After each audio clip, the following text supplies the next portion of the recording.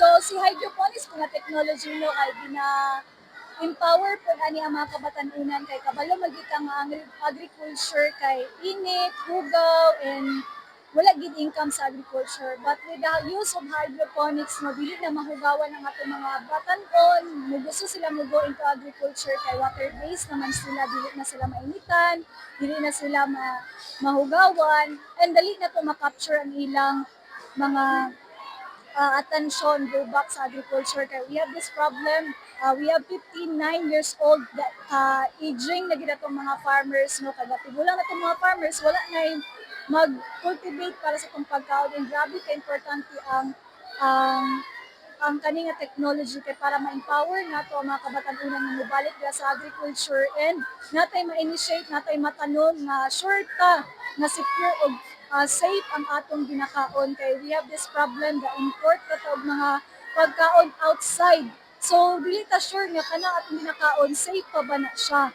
Kay kung ato na siyang i-travel kailangan na siyang mga preservative. So naay mga chemical ginasagol para mahimong fresh o gwapa pa na siya pag-abot sa ato ang community. So mo po natong isa nga gina-address sa hydroponics no nga ma-empower natong kabatanunan yung mobalik dira sa agriculture para naanay sumusunod nga mag-cultivate para sa itong pagkaon, natay pagkaon sa itong own nga table, and ma-attract na itong mga batanon nga sa pamaagi sa hydroponics, di na sila maghawid og yuta, di na sila mahugawan, di na sila mainitan, kaya na sila sa usa ka controlled nga environment.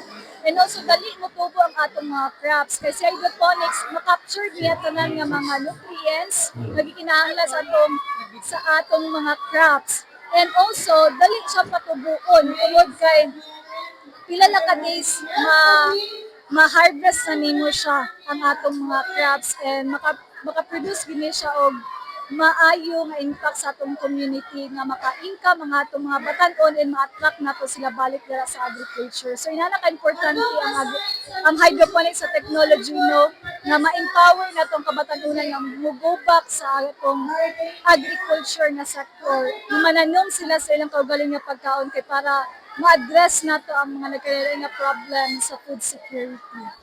So, salamat. Thank you so much.